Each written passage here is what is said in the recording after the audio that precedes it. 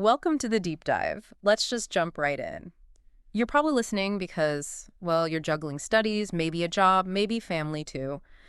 Life just keeps piling it on, Yeah. and it can feel like you're always playing catch up, right? Like something's always, about to fall through the cracks. Oh, absolutely, that feeling. It's incredibly common. And that is exactly what we're digging into today. Right. We've looked at a whole bunch of sources, places like UPenn's Graduate Student Center, Career Village, Unfiltered Dose, HB, SNHU, Thriving Through Grad School. Quite a mix. Okay. And they offer some really rich insights into this whole challenge. But more importantly, they give practical ways to actually take back control of your time. Exactly. So our mission today really is to sift through all that and pull out the most effective, the most proactive time management strategies we could find.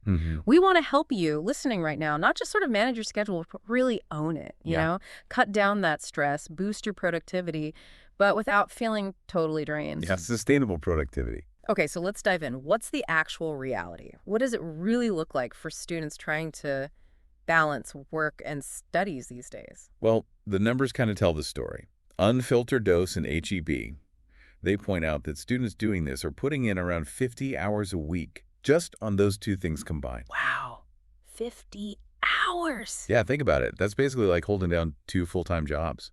So it's no surprise it feels like, well, a lot. No kidding, 50 hours is huge. But, okay, what's encouraging then? Is there an upside? There is.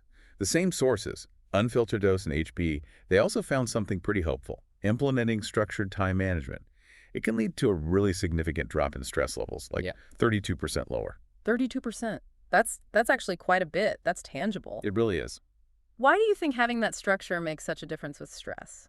That's a great question. I think when you have a plan, right, you're taking away some of that mental energy drain. You're not constantly trying to figure out, okay, what's next? What am I forgetting? Right. Decision fatigue. Exactly. It gives you a sense of control, maybe some predictability. Right.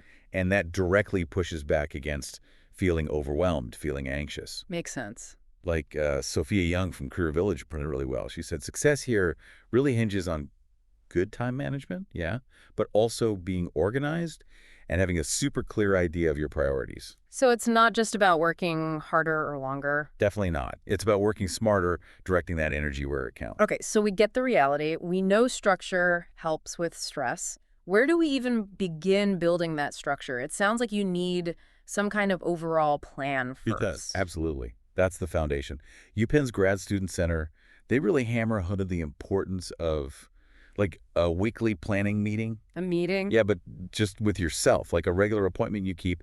Yeah. They suggest looking ahead, maybe 6 weeks out, and literally putting tasks into your calendar. Okay. And they have this pro tip from their Weingarten Center about using a semester-long calendar, too. To see the big picture, those major deadlines way in advance. A weekly meeting with yourself, I actually really like that. It sounds so intentional. Yeah. Like you're the CEO of your own time, sort of. And I guess the daily schedule just flows from that weekly plan. Pretty much. The Grad Center also mentions making sure your daily plan includes not just the must-dos, but also scheduling time for yourself. Okay, but why is that self-time so important? Especially when you feel like you have literally zero time to spare. Because otherwise you burn out. Simple as that. It's just not sustainable long-term. Right. Like running a marathon with no water stops. Exactly. Which brings us nicely to time blocking. Yes, time blocking. Unfiltered Dose and HB noted that a huge chunk, like 78% of working students who are actually succeeding, they're using digital calendars, your Google Calendar, Outlook, whatever. 78%. That's telling. And get this. Those students who have fixed daily schedules, they see about a 23% higher rate of actually completing their assignments on time. Wow. Why do you think fixed schedules make such a difference? Is it just the routine? I think it creates accountability. If it's in the calendar, scheduled for 2 p.m., it feels more concrete, right? Harder to just push it off. Yeah, it's not just a vague, I should do this later.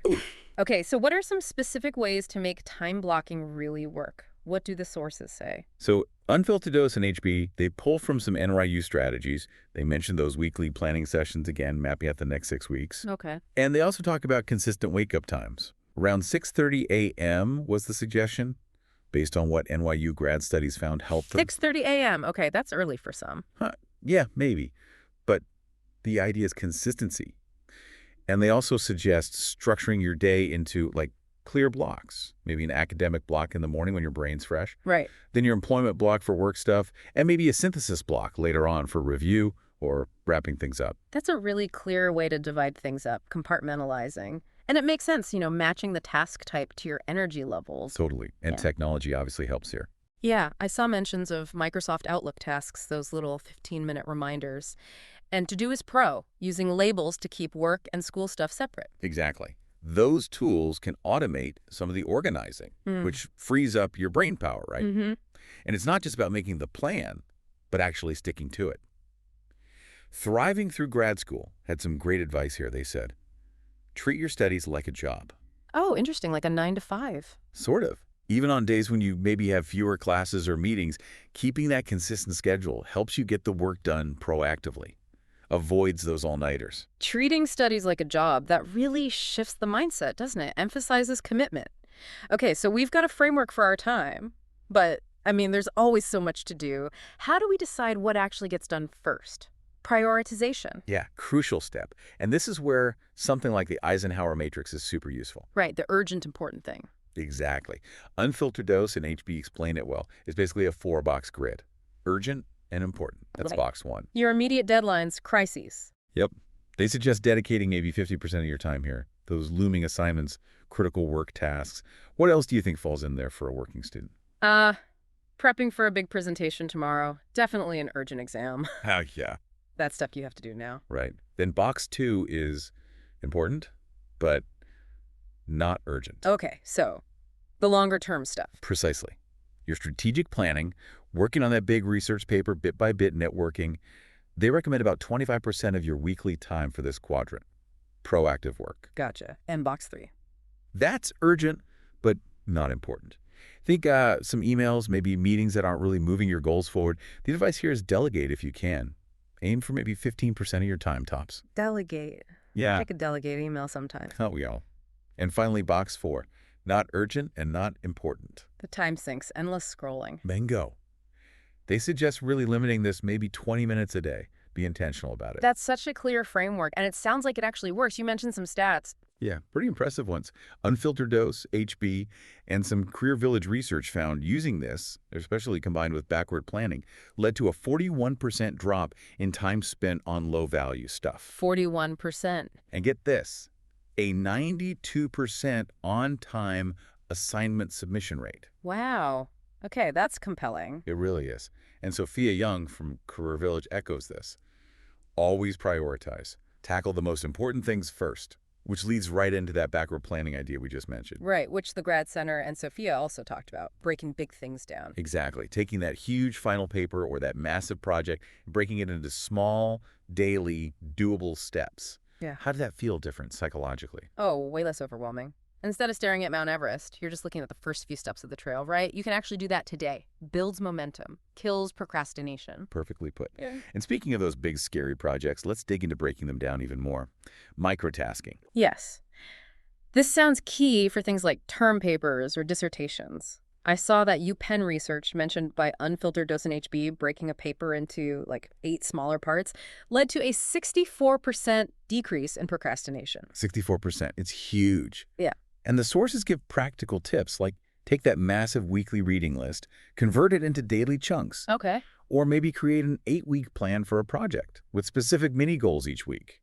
And tools can help Scrivener for big writing projects, maybe Toggle Track to see how long those microtasks actually take. That makes so much sense. Instead of read 500 pages this week, it's read these 70 pages today.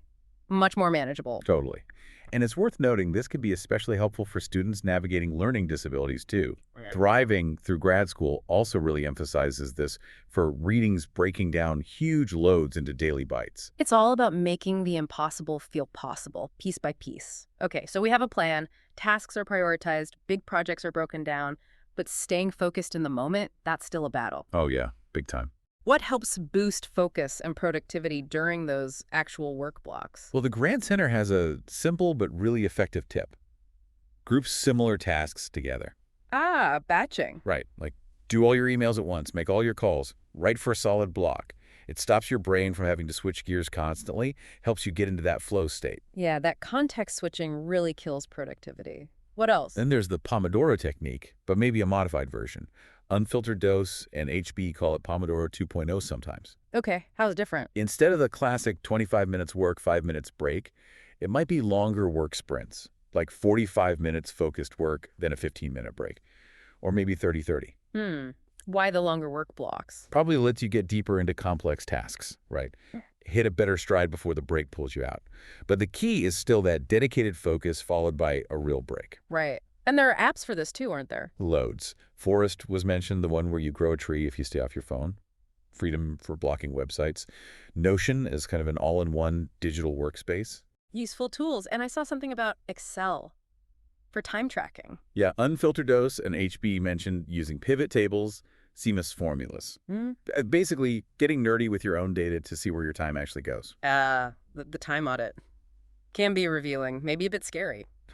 Definitely. But it shows you reality. And Thriving Through Grad School sums this section up nicely. Work smarter, not harder. Find the study method, the note-taking systems that click for you. Don't just throw more hours at it. Knowing yourself, your own best way of working. Crucial. Okay, we've talked a lot about the work. What about the break part? How do we use breaks well? Strategically. Super important.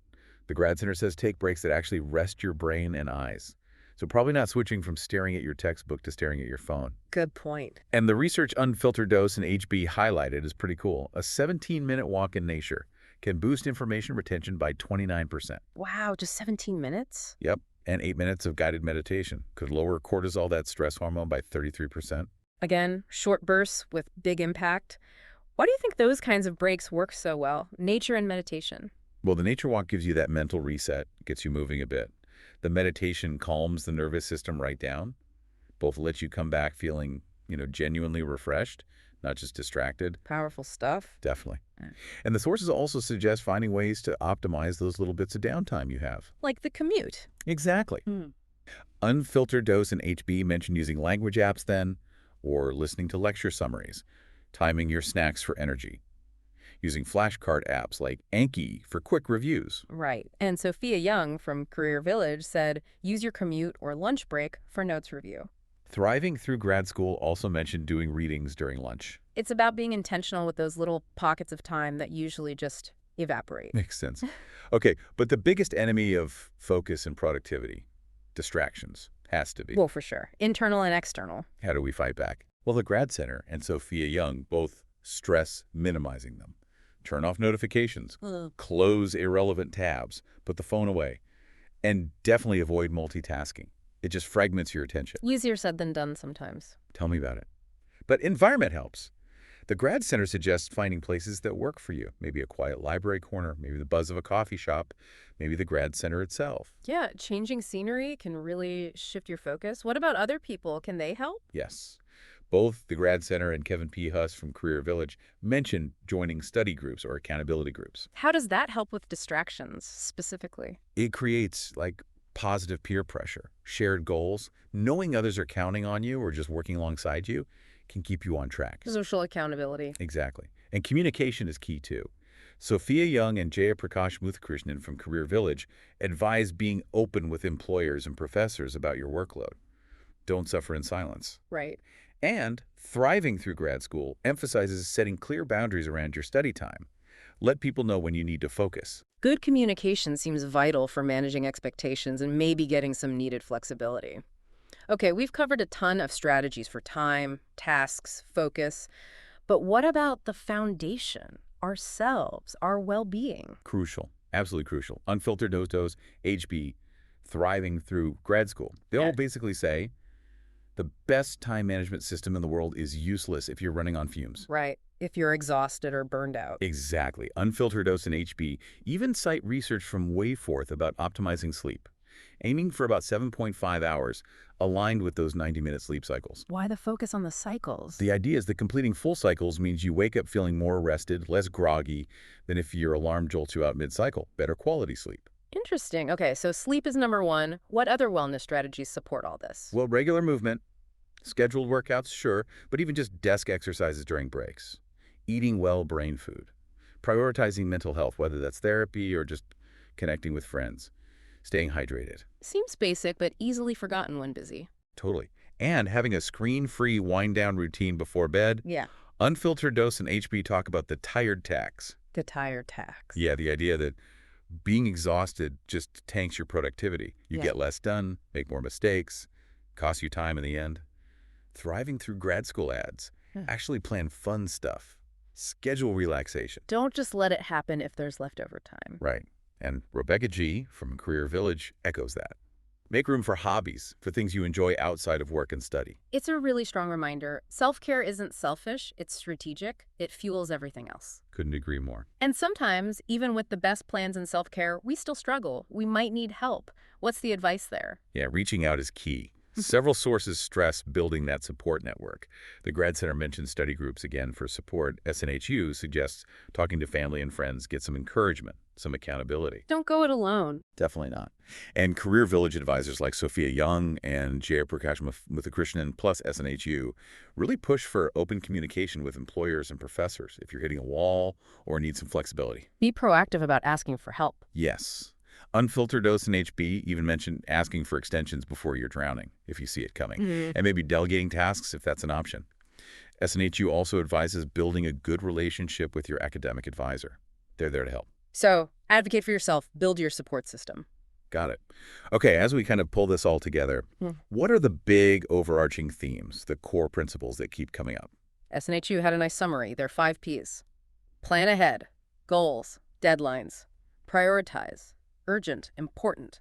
Productivity tools, use tech wisely. Procrastination, fight it. Break things down. Personal time, non-negotiable. The 5 Ps. I like that. Yeah, it covers a lot.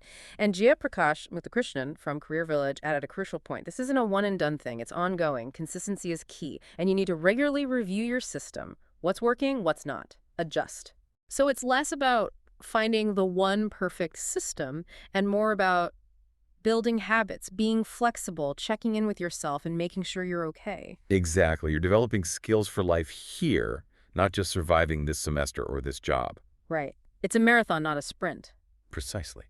And look, you don't need to suddenly implement all 20 strategies tomorrow. That's overwhelming in itself. Good point. Just pick 1 or 2 things that resonated today, something small.